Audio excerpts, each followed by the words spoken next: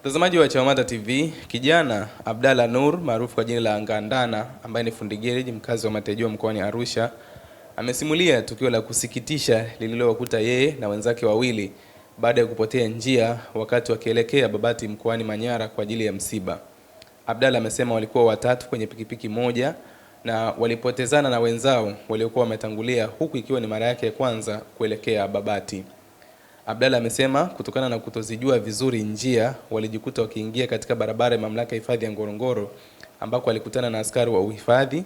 Amesema waliwaeleza kuwa wamepotea njia, lakini walituhumiwa kuwa majangili waliokuwa wameingia katika eneo hilo kwa ajili ya kuwinda.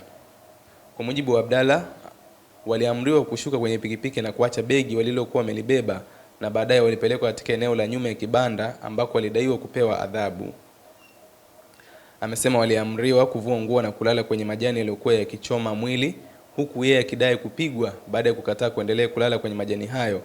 Na baada ya muda hali za wenzake wawili zilianza kuwa mbaya, mmoja akianza kutoka na mate na makamasi na kushindwa kupumua, huku mwingine naye akianguka na kuonyesha dalili kama hizo.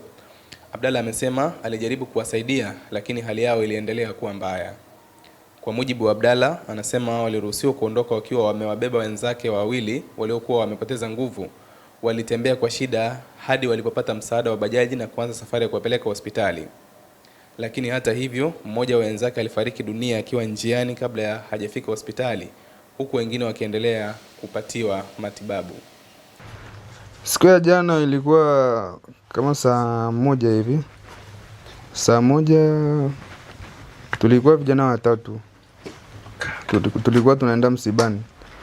Kwenda msibani tulikuwa kama 6 hivi. Wenzetu watatu walitangulia na sisi tukawa tunafuata nyuma. Ile kuwafuata nyuma tukawa sasa tumewapoteza. Kuwapoteza tumefika pale Makuyuni. Mimi hapa nikajua njia ya kwenda Babati ni kupitia wapi? Karatu. Nikawa sasa nimeingia ile njia ya kwenda Karatu. Tumetembea tukafika Karatu mjini pale. Ikawa sasa tukabadilishana, mwenzangu akawa anaendesha pikipiki, mimi nikawa nimebaki kule nyuma na ule mwenzetu wa katikati ndo akabaki. Tukatembea.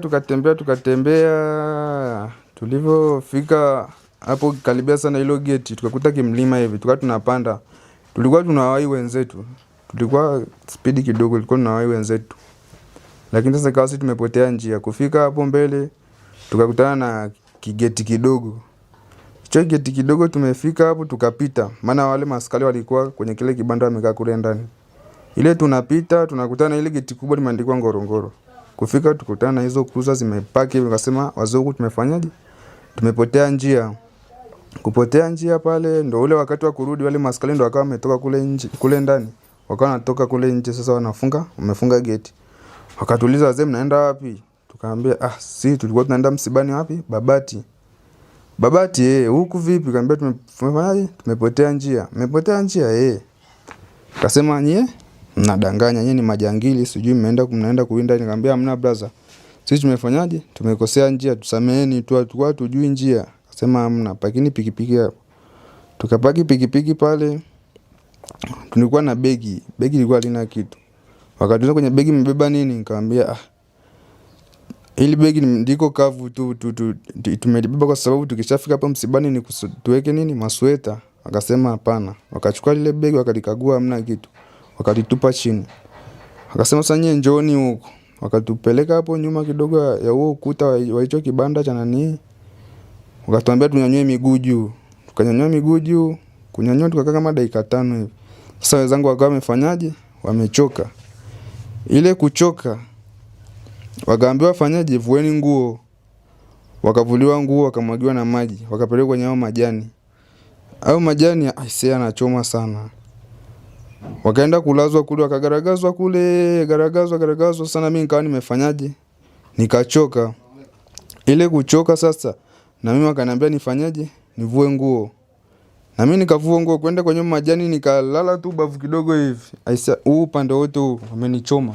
Nika sasa mwili unakuwa unauma. Nikamwambia say brother, mimi siwezi kulala kwenye haya majani. Akasema wewe ni mjeuri? Nikasema hapana. Mimi bora mnipige tu mniue, siwezi kulala kwenye haya majani. Wakanipiga fimbo pale, piga za mkononi huku, piga na buti. Kaambia mimi siwezi kulala hapo. wakasa wakaniacha wakafuata wale wenzangu. Wakasema wapigieni ndugu zenu nini? Ndugu zenu simu. Ndio tukawa pale wale wenzangu kule wanavaa nguo, wakawa wanawapigia hao jamaa. Kuwapigia simu wakaongea nao wakasema sisi tutoe faini 118,000. Wale jamaa akaambia sawa. Walivyoambiwa pale sawa, jamaa akasema ngoja basi tuwapigie wakuu wetu. Wale hawajawapigia, ikawa sasa wametulia pale wanatuhoji. Sasa tumekaa sasa, mimi wakaniambia nitoke kule. Kutoka wakaniambia nivae nguo. Kuvaa nguo, huyo mmoja wetu sasa ambaye anaitwa Matejo ndo akawa sasa nguvu imemwishia, akadondoka chini. Kudondoka chini, mate ndo akaanza kumtoka mdomoni, makamasi puani. Akawa ananiambia Abdalla, mimi siwezi kupumua. Nikamwambia jamaa wangu kaza ili tufanyaje? Tuondoke. Akasema mimi siwezi kupumua. Nikawa sasa nikafanyaje? Namvua viatu. Wakati huo maskari wanakuwa wanatuangalia. Nikamvua viatu, nikaanza kumpepea pale, mpepea. Yule mwingine tena wa pili akadondoka naye chini. Akawa naye anatoka mate mdomoni na makamasi puani. Sasa wale maskari walivyoona jamaa hali inakuwa ngumu, wakaenda kumnunulia Fanta. Akasema sijui ni sukari imeshuka. Sasa yule sukari kushuka kunywa hivi hawezi. Ananiambia Abdalla nisaidie. Yule mwingine ananiambia naye nisaidie, sijui na mtoto wangu huko yuko mwenyewe, kwa hiyo mimi naomba tu nisaidie. Huyu mwingine tumuache tu. Akamwambia hapana, mimi siwezi kuwaacha hapa wote. Wale maaskari walivyoona sasa hivi akasema nyie fanyeni, maana mimi ndo nilikuwa tu na nguvu nimebaki kwa sababu ile majani sijalalia sana.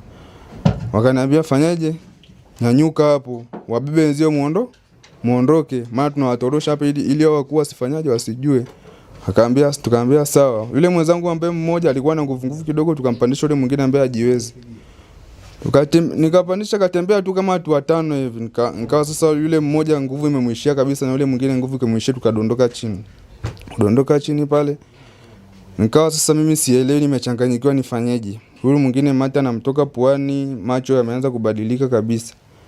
Nimefika pale nikasimamisha gari ya kwanza, wakasimama, nikawaelezea pale, wakasema hawajasema kwanza kitu, wakaondoka.